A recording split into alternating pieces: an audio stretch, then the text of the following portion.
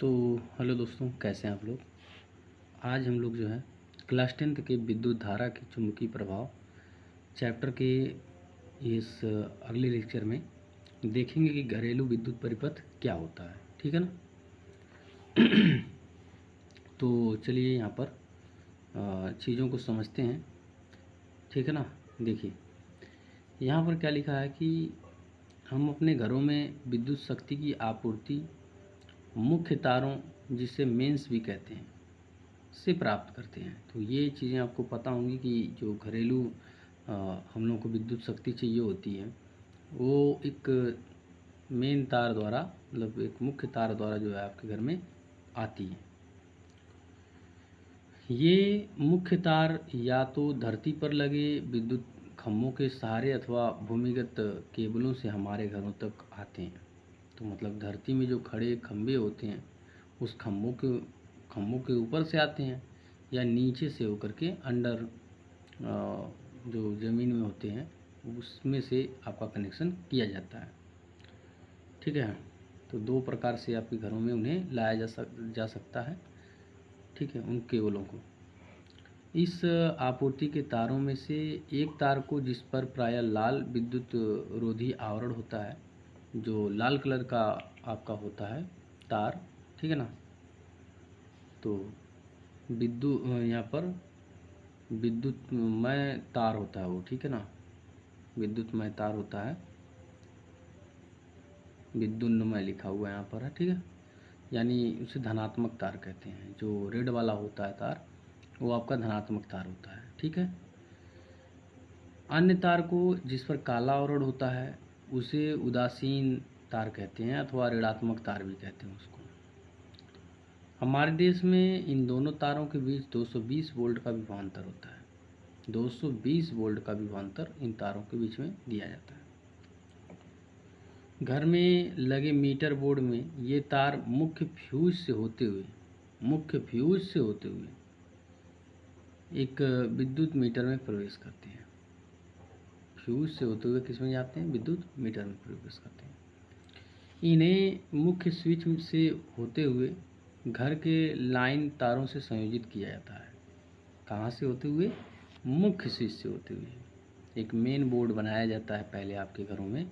जब आपके घरों में करंट को, यानी लाइन को फ्लो कराना होता है इंस्ट्रूमेंट चलाने के लिए, तो पहले आपको क्या करना होता है कि एक मेन बोर्ड बनाना पड़ता है जहाँ से लाइन को पूरे घर से के लिए कंट्रोल किया जा सके। ठीक है। तो घरों में लगे मीटर बोर्ड में तार मुख्य फ्यूज से होते हुए विद्युत मीटर में प्रवेश करते हैं। इन्हें मुख्य स्विच से होते हुए घर के लाइन तारों से संयोजित किया जाता है। ये तार घर के पृथक पृथक परिपथों में विद्युत आपूर्ति करते हैं। मतलब जो अलग अलग इंस्ट्रूमेंट हमारे घरों में लगे होते हैं उनको ये विद्युत शक्ति प्रदान करते हैं। प्रायः घरों में दो पृथक पृथक परिपथ होते हैं। घरों में दो पृथक परिपथ होते हैं।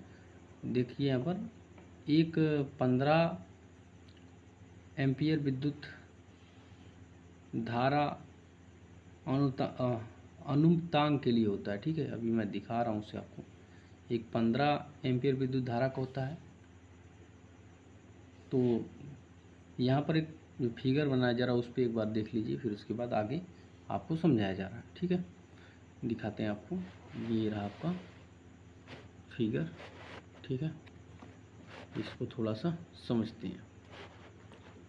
ये प्रॉपर हो गया। ठीक है, देखिए यहाँ पर क्या लगा है, ये भू संपर्क तार है, यानी भूमि में गया हुआ, और यहाँ पर विद्युतमय तार है, ये उदासीन तार है। दो केबल हमारे घरों में आते हैं। ठीक है, एक रेड वाला, एक ब्लैक वाला। तो विद्युतमय प्रदान बोर्ड का फ्यूज़, यहाँ पर फ्यूज़ लगा हुआ है, और ये विद्युत मापी है यहाँ पर लगा हुआ। ठीक है, कि कितना विद्युत आपके घरों में प्रवेश कर रहा है। और यहाँ पर वितरण बॉक्स, जिसमें मुख्य स्विच एवं प्रत्येक परिपथ के लिए पृथक पृथक मतलब फ्यूज लगे हैं। मतलब इसमें आपका घर के सभी इंस्ट्रूमेंट के लिए यहाँ से ये मेन बोर्ड है, यहाँ से सारी चीज़ें आपकी कंट्रोल की जा रही हैं, कहाँ पर क्या लगा है, कौन सा इंस्ट्रूमेंट लगा है।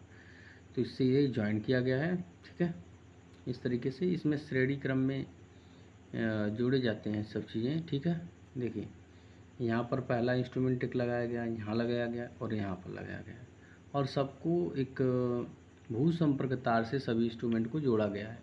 इस सब के बारे में अभी हम समझाएंगे।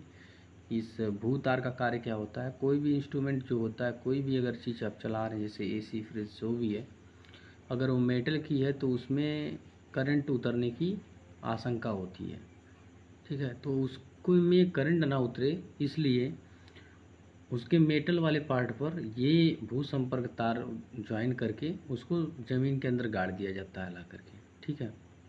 उस तार में छड़ बांध करके उस छड़ को ज़मीन के अंदर गाड़ दिया जाता है, जिससे कि उस इंस्ट्रूमेंट में जो करंट फ्लो कर रहा था, अगर मान लीजिए बाहर किसी फॉल्ट वजह से बाहर उसकी जो है करंट फ्लो करने लगा, तो उस करंट को वो डायरेक्ट उस तार के सहारे ज़मीन के अंदर छोड़ देगा, जिससे आप उस इंस्ट्रूमेंट को छुएंगे तो आपको करंट नहीं मारेगा, ठीक है ना। इस प्रकार के लिए मतलब इसीलिए इसको भूसंपर्क तार को लगाया जाता है, ठीक है। और हम लोग अब आगे चलते हैं। तो यहाँ पर देखिएगा कि धारा अनुपातांक अनुमतांक, ठीक है ना, के लिए जिसका उपयोग उच्च शक्ति वाले विद्युत साधित्रों जैसे गीजर, वायु शीतत्र, कूलर आदि के लिए किया जाता है। वही बता रहे हैं कि गीजर, वायु और एयर कूलर आदि के लिए किया जाता है। दूसरे विद्युत परिपथ 5 एम्पीयर विद्युत धारा अनुपातांक के लिए होता है। पहला तो आपका 15 था, ये दूसरा जो विद्युत परिपथ हो 5 एम्पीयर विद्युत धारा के लिए होता है, जिससे बल्ब, पंखे आदि चलाए जाते हैं। जिससे क्या चलाए जा सकते हैं? बल्ब चला सकते हैं, पंखे चलाए जा सकते हैं, ठीक है ना। भू संपर्क तार जिस पर प्रायः हरा विद्युत रोधी आवरण होता है इस पर, ठीक है। ये पूछा गया क्वेश्चन है कि भू संपर्क तार जो है किस टाइप के कलर का होता है, ठीक है, हरा। घर के निकट भूमि के भीतर बहुत गहराई पर स्थित धातु की प्लेट से संयोजित होता है। इस तार का उपयोग विशेषकर विद्युत इस्त्री, टोस्टर, मेज का पंखा, रेफ्रिजरेटर आदि धातु के आवरण वाली विद्युत साधित्रों में सुरक्षा के उपाय के रूप में किया जाता है, ठीक है ना। तो मैंने इस पहले ही आपको बता रखा था। धातु के आवरणों से संयोजित भू संपर्क तार विद्युत धारा के लिए अल्प प्रतिरोध का चालन पथ प्रस्तुत करता है।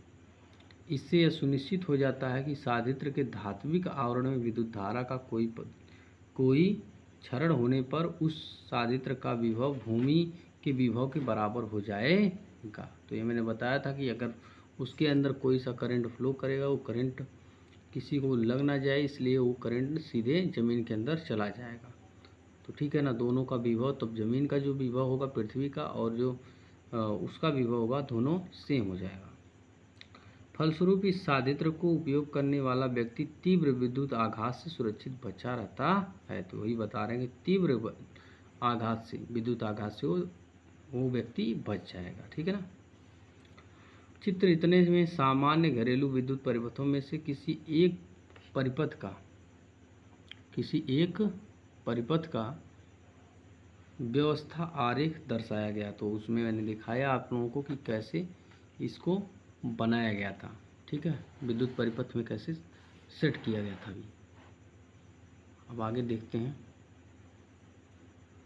यहाँ पर देखिए चित्र 12.15 में मैंने अभी पीछे आपको दिखाया यहाँ पर कि किस प्रकार से सभी इंस्ट्रूमेंट लगे हैं और भूमि तार कैसे गया हुआ था, और आपका मेन तार जैसे रेड तार जो था वो कैसे गया हुआ था, वो सब चीज़ें मैंने इधर आपको दिखाया हुआ था फिगर में। सामान्य घरेलू विद्युत परिपथों में से किसी एक परिपथ का व्यवस्था आरेख दर्शाया गया था, ठीक है।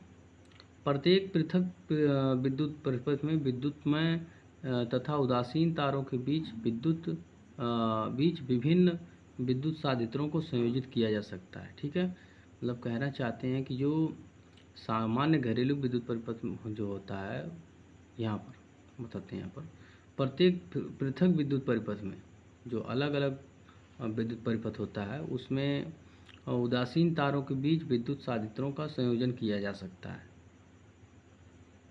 यानी जो इंस्ट्रूमेंट है नए नए, उनको क्या किया जा सकता है? जोड़ा जा सकता है। प्रत्येक संयंत्र का अपना पृथक ऑन ऑफ स्विच होता है। तो आप देखते हैं कि अलग अलग जो इंस्ट्रूमेंट होता है, जैसे बल्ब है, अलग अलग बल्ब है तो उनका अलग अलग स्विच होता है। स्विच मतलब जिससे आप ऑन ऑफ करते हैं, अपना ऑन ऑफ स्विच होता है, ताकि इच्छानुसार उनमें विद्युत धारा प्रवाहित कराई जा सके। ठीक है ना, ये चीज़ें होती हैं, आप पता है आपको। सभी संयंत्रों को समान वोल्टता मिल सके, इसके लिए उन्हें परस्पर पार्श्व क्रम में संयोजित किया जाता है। तो इस बात पर भी मैंने जोर दिया था कि पार्श्व क्रम में होता है। ठीक है ना, पार्श्व क्रम का मतलब बता दें आपको, एक श्रेणी क्रम होता है। श्रेणी क्रम मतलब सिरे से सिरा उसका जोड़ा जाता है। एक इंस्ट्रूमेंट लगता है शायद, इसको ध्यान दीजिएगा, ये जैसे इंस्ट्रूमेंट एक है, इसका एक सिरा, इसका एक दूसरा सिरा। जैसे एक इंस्ट्रूमेंट ये है, इसका एक सिरा और दूसरा सिरा, तो इसका जो एक सिरा है, मतलब आपको किसमें पार्श्वक्रम में जोड़ना है, तो इसके जो एक एक सिरे हैं यहाँ पर, इनको एक और इंस्ट्रूमेंट बनाता हूँ मैं यहाँ पर।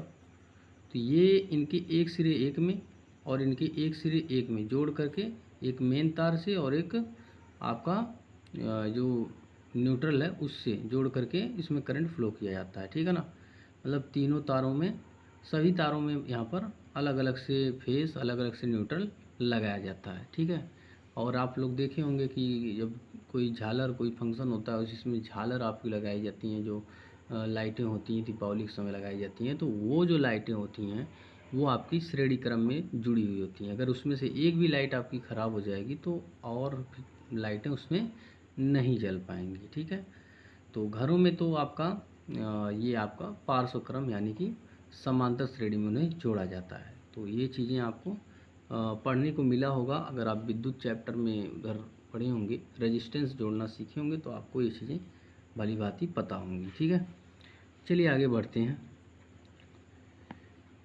विद्युत फ्यूज सभी घरेलू परिपथों को का एक महत्वपूर्ण अवयव होता है।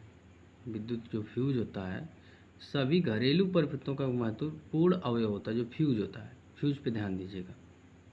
ठीक है, पिछले अध्याय अनुमापन 11.7 देखिए में ये हम विद्युत फ्यूज के सिद्धांत, कार्यविधि के विषय में अध्ययन कर चुके हैं।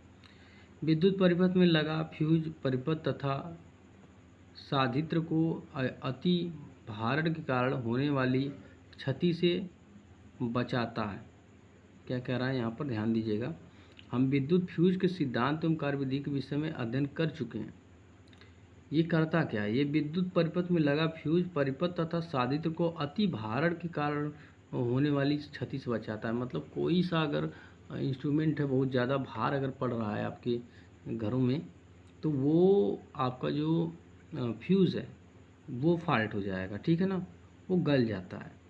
बहुत ज़्यादा अगर आप चीज़ें चला रहे हो अपने घर में, बहुत ज़्यादा लोड आ रहा है तो वो गल जाएगा। ठीक है ना, एक लिमिट से ज़्यादा अगर हो गया तो आपका वो फ्यूज़ गल जाएगा, जिससे आपके इंस्ट्रूमेंट चल ना जाए। मतलब आपकी जो यंत्र लगे हुए हैं सब आपके घरों में, इंस्ट्रूमेंट जो चला रहे हैं, बल्ब वगैरह जो सभी चीज़ें चल रही हैं, पंखा कूलर, वो सब किसी को क्षति ना हो जाए। ठीक है, कोई चीज़ जल ना जाए उसको, इससे पहले ये क्या हो जाता है, ये फ्यूज़ ही आपका उड़ जाता है, यानी फ्यूज़ ही आपका गल जाता है। जब विद्युतमय तार तथा उदासीन तार दोनों सीधे संपर्क में आते हैं तो अति भारण हो सकता है। ये भी ध्यान दीजिएगा कि जब विद्युतमय और उदासीन तार दोनों एक में आते हैं तो एक बहुत ही तगड़ा सा, मतलब उन दोनों के बीच में क्या होता है, मतलब वो सब जल जाते हैं दोनों। मतलब एक दूसरे में अगर टच हो गए तो आप जानते ही हैं कि बहुत तेज़ी से ब्लास्ट होगा। ठीक है, और सारे तार वायर आपके जल जाएंगे अगर दोनों इस तरीके से होंगे तो। ठीक है, यहाँ पर ध्यान दीजिएगा। हाँ, यहाँ पर विद्युतमय तार तथा उदासीन तार दोनों सीधे संपर्क में आते हैं तो अति भारण हो सकता है।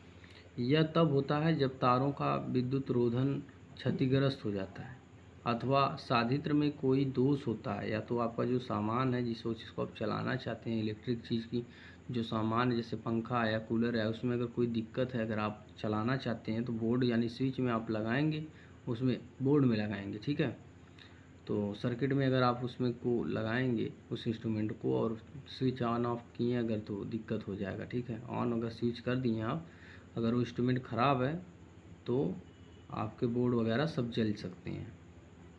ऐसी परिस्थितियों में किसी परिपथ में विद्युत धारा अकस्मात बहुत अधिक हो जाती है, इसे लघु पथन कहते हैं, ठीक है ना। इसे क्या कहते हैं? लघु पथन कहते हैं। मैं थोड़ा सा इसको ऊपर एडजस्ट करता हूँ, ठीक। इसे हम लोग क्या कहते हैं? लघु पथन कहते हैं। विद्युत फ्यूज का उपयोग विद्युत परिपथ तथा विद्युत साधित्र को अवांछनीय उच्च विद्युत धारा के प्रवाह को समाप्त करके संभावित क्षति से बचाना है। फ्यूजों में होने वाला जूल तापन फ्यूज को पिघला देता है, जिससे विद्युत परिपथ टूट जाता है। देख रहे हैं ना, ये चीज़ें मैं बता रहा हूँ। आपूर्ति वोल्टता में दुर्घटनावश होने वाली वृद्धि से भी कभी कभी अति भारण हो सकता है। कभी कभी एक ही सॉकेट से बहुत से विद्युत साधित्रों का संयोजन करने से भी अति भारण हो जाता है। मतलब एक ही अगर सॉकेट से आप बहुत सारी चीज़ें जोड़ दे रहे हैं तो अति भारण वहाँ भी हो जाता है। मतलब वहाँ बहुत ज़्यादा लोड पड़ता है, जिससे आपका इंस्ट्रूमेंट या तो वायर होता है वो ही जल जाता है, जो इंस्ट्रूमेंट होता है वो भी जल सकता है। तो सारी चीज़ें ऐसे हो सकती हैं, तो जिससे आपका बड़ा नुकसान हो सकता है। तो इस चैप्टर का यहीं पर समापन होता है, ठीक है। तो अब आगे के जो चैप्टर हैं उन पर हम लोग नज़र डालेंगे, उनको भी ऐसे ही धीरे धीरे सीखेंगे। तो चलिए मिलते हैं नेक्स्ट वीडियो में। तब तक के लिए आप इन सभी वीडियोस को एंजॉय कीजिए, ठीक है।